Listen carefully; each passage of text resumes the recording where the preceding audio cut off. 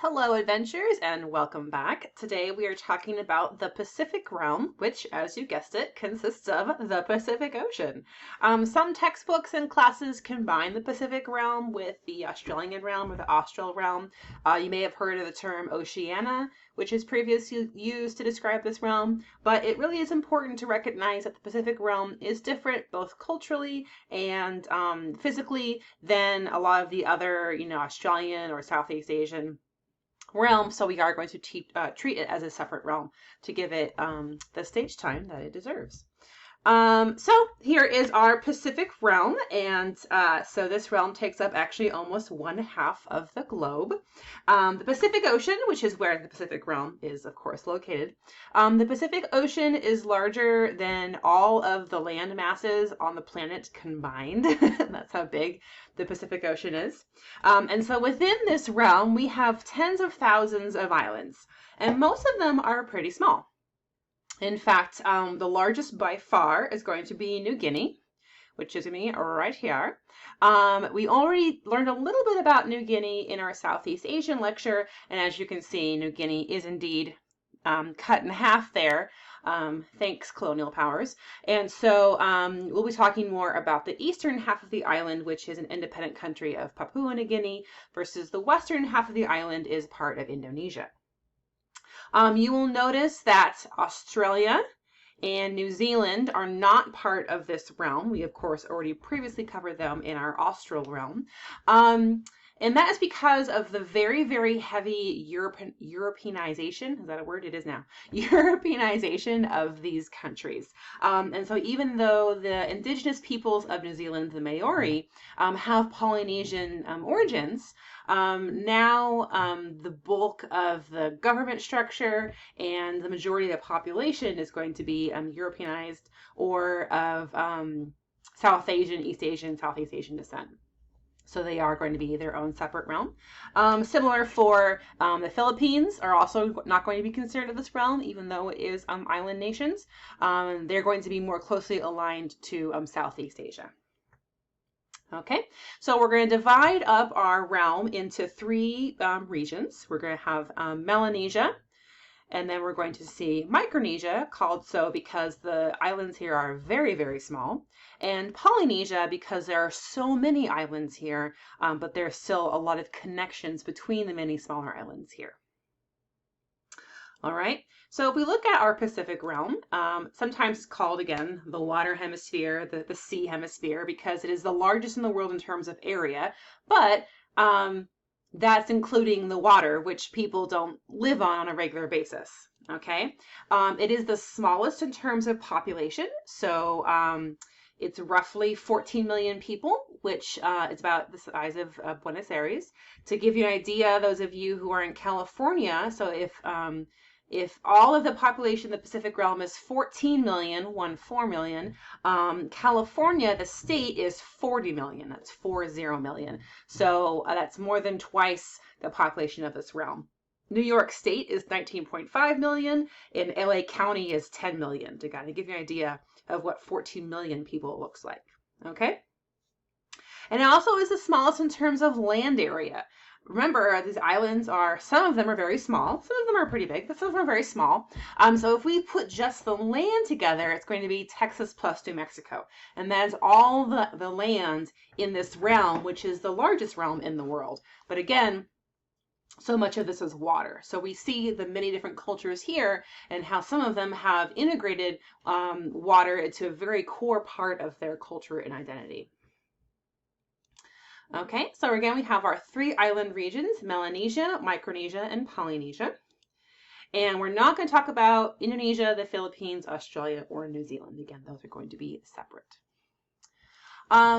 So those of you who've taken my Geography 101 class, when we do our lab on the international dateline and time zones, you may have seen me refer to these as island nations, because many of the islands here are not independent. Many of them are still colonies, or they're called administered by. It's kind of a more polite way of saying colonies.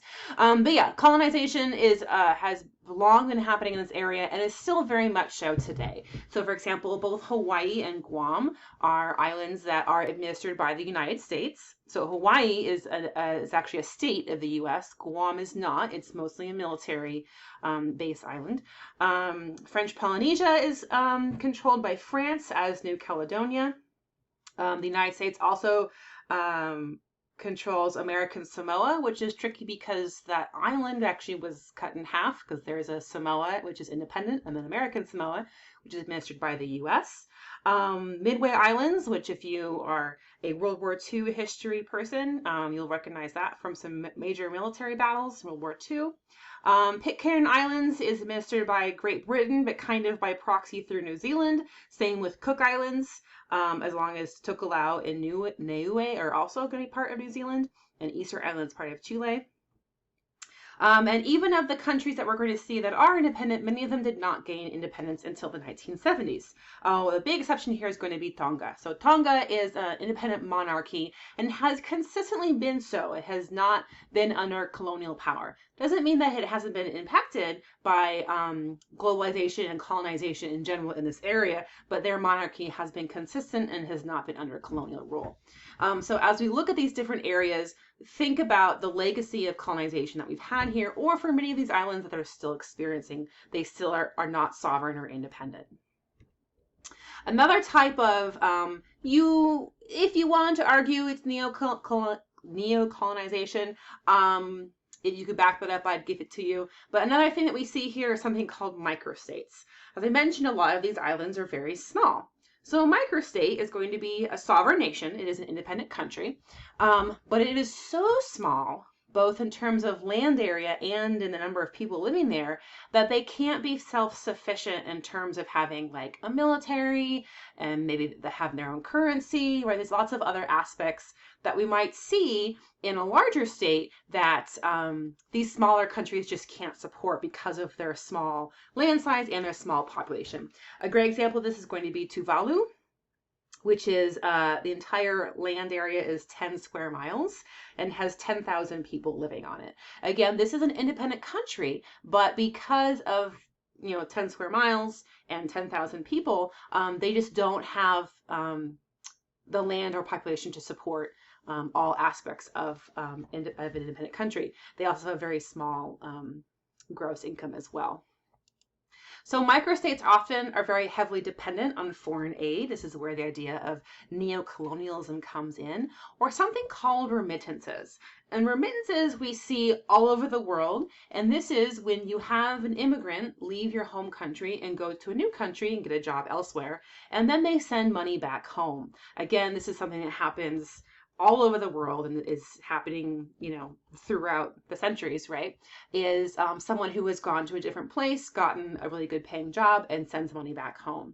In parts of the Pacific realm, these remittances can be like the #1 source of income, or at least in the top 3, along with, say, tourism, for example. Just because of the size of the populations here, and also the opportunities to get well-paying jobs. There aren't going to be a whole lot of infrastructure and factories on these islands just because of their size. And so very much dependent on folks moving elsewhere and sending money back home. And then foreign aid, for example, Tuvalu, I mentioned that example, they have a whole trust set up through multiple countries that send them money as well. This foreign aid, of course, is not free. It may come at the cost of pledging allegiance to stay out of foreign, or I should say international conflicts that might not be beneficial to the country that is sending money. So basically, hey, we'll give you money if you don't cause any trouble for us or support people who cause trouble for us. So again, that's why we say it could be still a current form of a colonization of sorts, even though these countries might be actually independent and sovereign. Because it's a monetary transaction. Okay, so again, Tuvalu we mentioned, Kiribati. Nauru is an interesting one because they've recently gotten very, very wealthy. because of phosphorus deposits, which they get through bird droppings. But this is great for fertilizer. And if you are or I should say plant fans, if any of you are plant fans, when you look at fertilizer, you'll see the symbols NPK on the back, and that P is for phosphorus. It's important for plants. And we also have some other industry usage as well. So Nauru has gotten quite wealthy. They sell this bird poo to Australia, New Zealand, has really increased their economic power. Palau is going to have they are, what's it called here? It's a specific term. They are a republic with free association with the United States. Palau does not have its own military, but they are an independent country. And so again, they get support from the U.S. in terms of money, in terms of military defense, in exchange for supporting the U.S. if conflict arises. So if we're going to be in a part of the world where everything is ocean, then it comes the question of who owns the ocean? Because, humans like to own everything. That's what humans like to do. So originally we kind of had two different categories. There was the territorial sea and there was the high sea. I thought about putting a picture of a pirate here, but I figured that was not very scientific, so I left it out.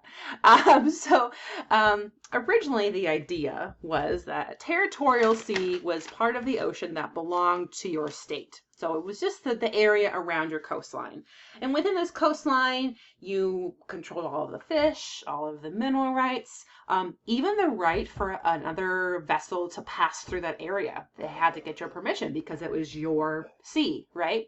And this was significant because, of course, if you have a narrow passageway and you need to get your ship through there, if you have to pay a toll or get permission or worry about being fired on by someone who owns that area, that could be a problem, all right? So then anything that wasn't the territorial sea was the high sea or international waters, right? Again, pirates. So this is the free-for-all. There's no state controlling these waters.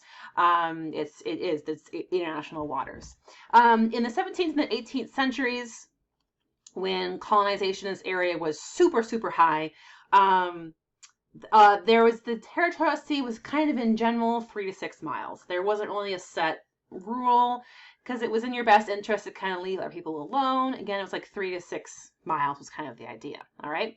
Following World War II, and again, I mentioned earlier that this realm was heavily impacted by World War II. We had the entire Pacific theater was involved either in Southeast Asia or parts of the Pacific realm. A little bit of in East and South, East Asia as well. And you also had, of course, we had nuclear bomb testing here as well. Guadalcanal, which is one of the most vicious sites of fighting World War II, was going to be in the Solomon Islands, which is an independent country here. Midway, I mentioned Midway. So following World War II, more countries started to say, hey, we kind of want to make sure that we get enough stuff, right?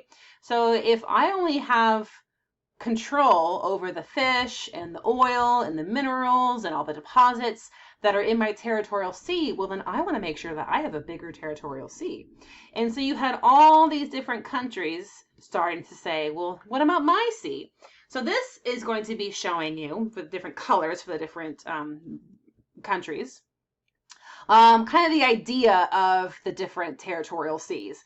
Again, so, if orange is Australia, then all this orange space here belongs to Australia, right? We can see United States is going to cover all of this, but then we also cover all of this, all these blue islands that we cover as well, right? So you can see the way that other countries then get more resources. So example, it would be France. France is nowhere near this realm at all, but they control French Polynesia. They cover New Caledonia.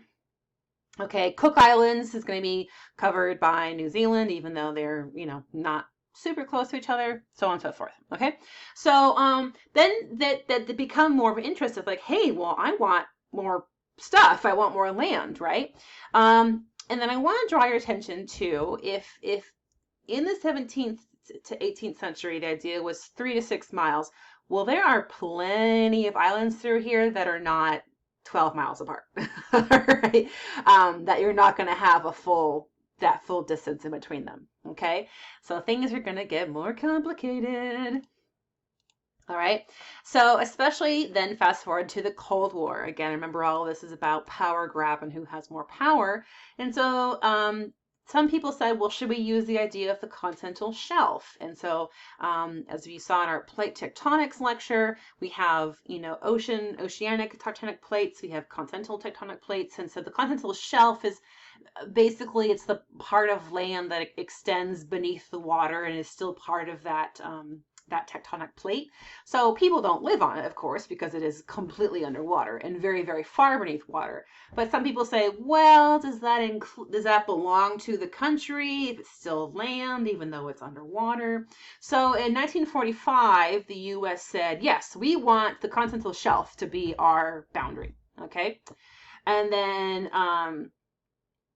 oops, spoilers. Well, as I say, the Soviet Union said they want to do 12 miles instead of the 3 to 6. Several South American countries, 1950, said they wanted to do 200 nautical miles, which is roughly what the U.S. was asking for with the continental shelf. So it kind of went this grab for, I want all the ocean space, because again, we need oil, we need fish to feed our people, we need minerals. There's lots of resources that you get in the sea, and also the right to just move your vessels, right? To go your vessels through water. Okay. The 1980s was decided by the United Nations Conference on the Law of the Seas. They said, okay, we're going to keep the territorial sea 12 miles off the coast. All right. Then we're going to add something called the exclusive economic zone. So in the territorial sea, it's your laws, it's your government, it's your rules. But in this EEZ, which is 200 miles off the coast, so it's quite a bit more, your state has all of the economic rights here. Okay, so you get to decide, do you want to fish here, or do you want to give someone else permission to fish here? Do you want to mine all the oil here, or do you want to sell that oil to somebody else, or leave it there, right? So the EEZ is just like, you've got goodies here. What do you want to do with it? Do you want to make money? Do you want to sell it? So on and so forth. But you can't, arrest people the same way that you would in the territorial sea. So now it looks something like this, okay? So again, if this is my land area here, your territorial waters, 12 miles isn't really that far if you think about it, right? So 12 miles is going to be this guy right here, all right? And then so this is just where your government, controls it in terms of, laws and such. But then the exclusive economic zone is going to go all the way out to 200 miles, okay? And that means all the space in here, you have exclusive economic power, right? all the fish belong to you, all of the oil belongs to you, all the diamonds belong to you. So you can sell them if you want. And many countries in the Pacific realm, especially smaller countries that may not have other sources of income, they may not be able to afford, the underwater robotic equipment it takes to harvest this. They're like, sure, we'll go ahead and just sell it to somebody else. That's fine with us. We get the money. So you'll see that there is an overlap with the international waters here. You also see the continental shelf in some places extends past this. This is going to be, of course, a generalization because the continental shelf is going to depend on your independent continent. So we might see changes in the UN agreement because that might change if someone else says, no, I want to go back to using the continental shelf, so on and so forth. I do want to point out, back a few slides, this is not without contention. There definitely is still conflict, especially if your exclusive economic zone is 200 miles, right? Well, what do you do if you have an island that's less than 200 miles away from you, which again happens a lot through here, okay? So then countries have to agree on midway points. And one area of note in our Southeast Asian lecture, I mentioned East Timor. So Indonesia, as I'm right here, right? So Timor-Leste or East Timor became an independent country in 2002. So prior to that, Australia and Indonesia had already negotiated the line that they wanted to have between these two places here. Okay. and that was like in the 70s or something. So East Timor became independent in 2002, and Australia was like, well, we don't want to redraw the line. Australia wanted to keep the line as it was, which of course gave Australia much more rights to more stuff. East Timor is a very low income country, a fledgling country. Just recently, again, they're, 20 years old, right? Just recently got independence from Indonesia. And so the UN came in and was like, no, UK, it's a new country. You have to redraw the line. And Australia actually left the agreement over it. They were like, no, we don't want to abide by this agreement anymore. And so currently East Timor is on like a 50-year plan where they said, okay, I tell you what, we'll go ahead and get some money from other countries. We'll get some money coming in from, I think Australia agreed to give them some money from some of the resources here. We'll readdress this in 50 years, which now it's been 20, so in 30 years. But that's a great example of, a line that was significant in the 1970s is not significant in 2002. And this is big money. This is big money we're talking about here. We think about all of the fishing economy, oil, all of the resources here is a lot of money to have countries fight over. Okay, so another example I was going to say, I don't think it's actually on this map. It's not, is going to be the South China Sea, which is down here, but the individual islands are not labeled. South China Sea is also going to be a big hotspot for this. We have the Spratly Islands, which actually like 6 different countries are fighting over who even owns them.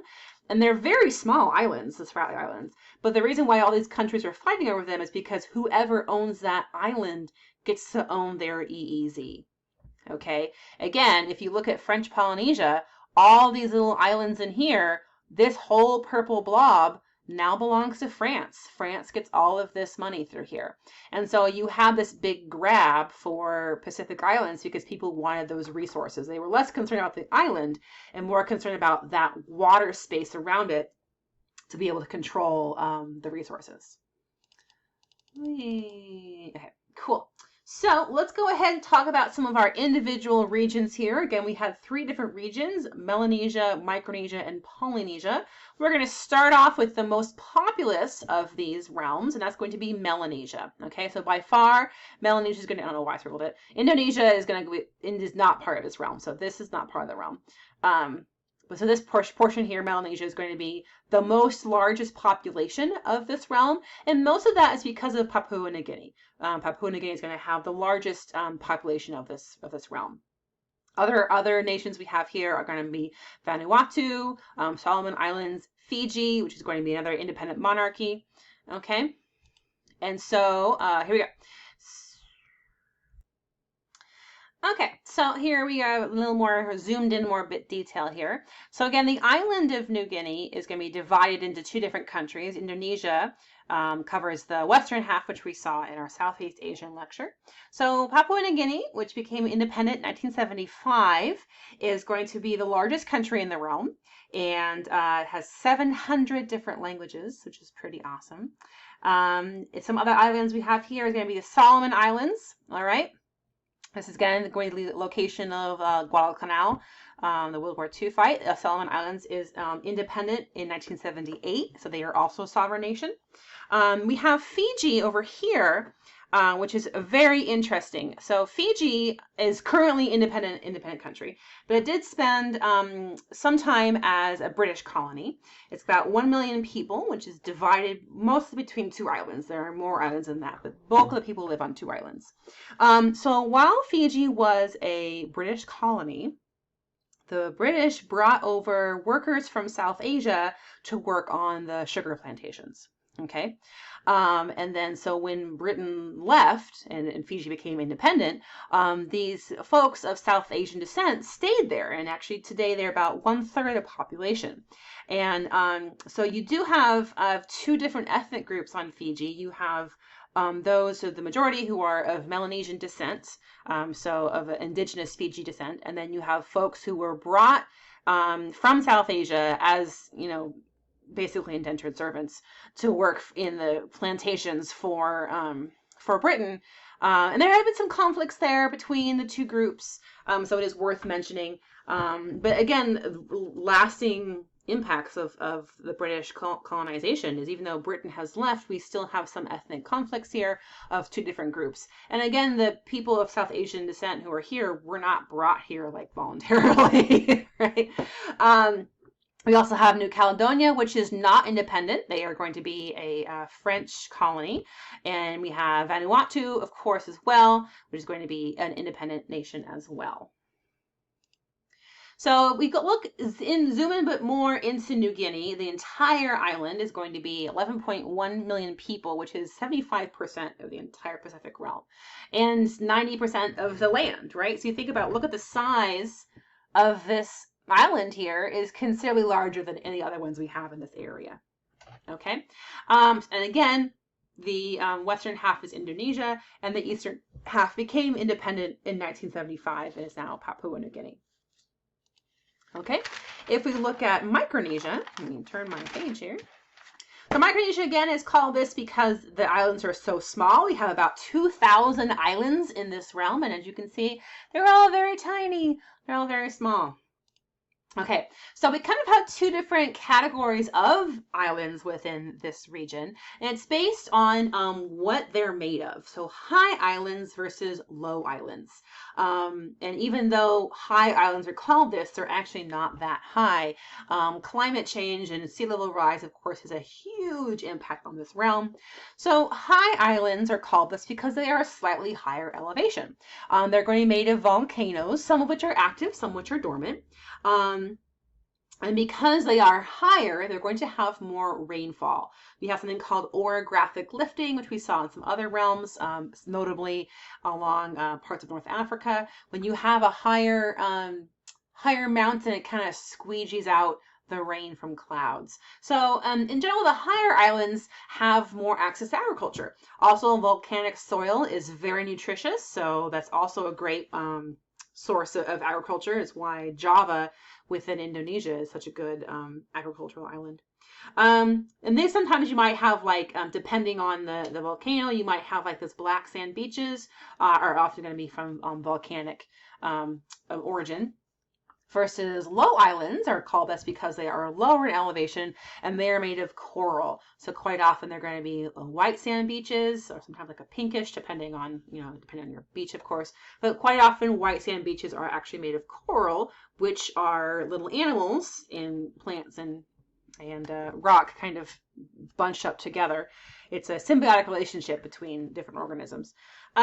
So because coral does not make the best agricultural aspect, instead they're going to be reliant on fishing and then palm oil production because palm trees, of course, do well in this region. And because they have less of rain coming in, drought is more of a concern because you can't drink seawater, of course. All right. So even though we have this idea of a high island, nowhere in this realm is above 3,300 feet. Okay, so when we talk about sea level rise, we really do look at entire nations that could be obliterated because of ocean rise. So this is a huge concern for people living here.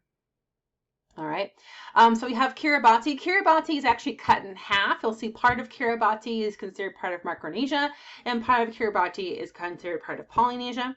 The Marshall Islands, which is going to be over here. All right, so the Marshall Islands, which is, again, they are an independent country, but they are, like Palau, one of the republics in free association with the U.S. This also was the site of a lot of U.S. nuclear testing in World War II, so the term bikini came from Marshall Islands. Guam, which is going to be, so we've got Guam over here, you can see the U.S. next to it. So unlike Hawaii, which Hawaii is an actual state within the U.S., Guam is not. Guam is, I don't know the exact word they call for it, administered by the U.S. or U.S. property, whichever one you want to say. Guam is the largest of the islands in this region. It's 210 square miles, and it is mostly a U.S. military location, which has been a big point of contention for the native people there. They're like, hey, we'd like to not have a U.S. military base here, but that's the bulk of what Guam is run by the U.S. for that. And we had Palau, of course, which I again mentioned, similar to the Marshall Islands and to the Federated States of Micronesia. So Palau.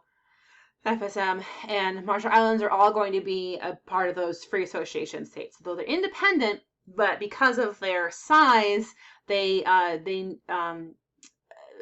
get more assistance, both monetary, military, and so on and so forth, from the U.S. in this particular case.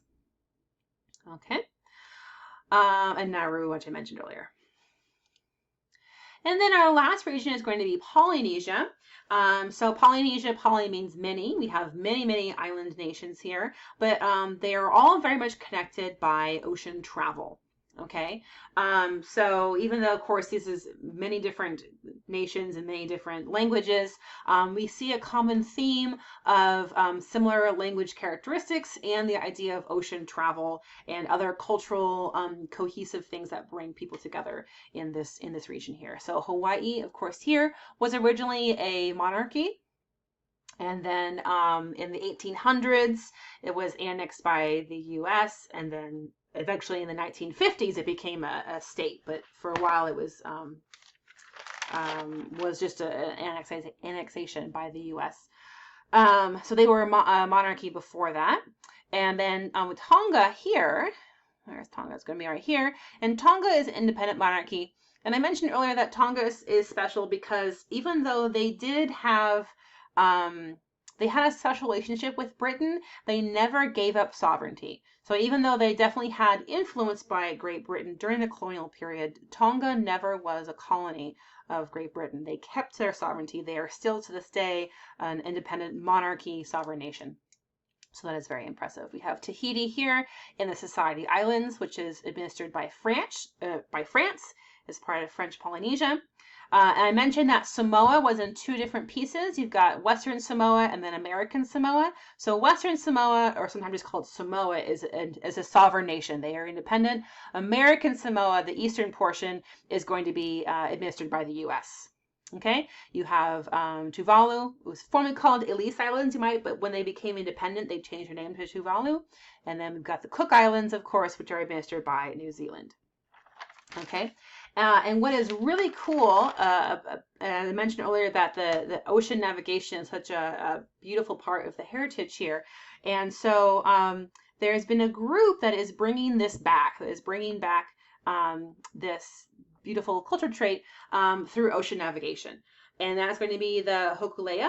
So this is a picture here of Hokulea. And the Hokulea is a double-hulled voyaging canoe. It was built in the traditional Hawaiian fashion. And it started in the 1970s. Basically, there's a group that was lamenting the loss of this ocean navigation tradition in the Hawaiian culture.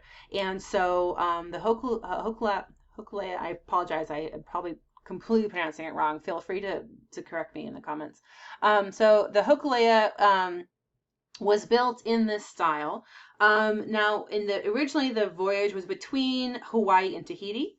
But when they first built the boat, again using Polynesian traditions, there were no voyagers, native Polynesian voyagers, who were able to do a lot of the navigation. And so they had a Micronesian man, Mau Piling, I'm also pronouncing that wrong, who did some of the ocean navigation for them. And so that was very exciting to have two different regions work together on this project. What you do see here is an example of the Hawaiian Star Compass by Charles Linoa Thompson, who was very heavily involved in this project. And so the Hawaiian Star Compass is going to be a native way of navigating the ocean. And so a lot of times when, northeast, southwest, and compasses are taught in schools, especially westernized schools, a lot of focus goes on the Greeks or goes on the Italians. But it's really important to note that Polynesian people were traveling the ocean using a star compass long before the Greeks got all the credit, all right? And so again, this star compass is entirely using the stars for navigation. And so it divides the night sky into different houses, and those houses help you navigate. And you follow this link here, and I'll put a link on your website as well. You also can see how the star compass shows specific stars in the night sky at certain times of year. The Southern Cross is a major constellation that we see in the Southern Hemisphere. And it also is visible from Hawaii, so it's in times of the year it's visible from the Northern Hemisphere as well. So yeah, no handheld compass required. You've got the sky to be your compass. So this is a really beautiful piece of tradition that is still active. It's the Polynesian Navigation Society, and they are still very active. Hokulea now has a sister ship. I have forgotten her name, but she also is doing a lot of travel again between Hawaii and Tahiti and other parts of the Pacific Ocean to show this indigenous way of travel. And especially since a lot of scientists and anthropologists were questioning, how do people travel around between all these islands? If they're very, very far spread out, how did people travel around? And there was this idea, well, did people get lost at sea and end up on different islands? Were they just floating aimlessly? And this project showed that no, Polynesian people were active explorers and active sailors, and they actively decided to go to different islands. And so really put a lot more agency and power in the Polynesian origin story of people traveling. And again, remember the Maori, the native people of New Zealand, are of Polynesian descent. So again, this double hold canoe here shows that Polynesian people were actively traveling around, not just the Pacific realm, probably past that, but using indigenous ways of knowing.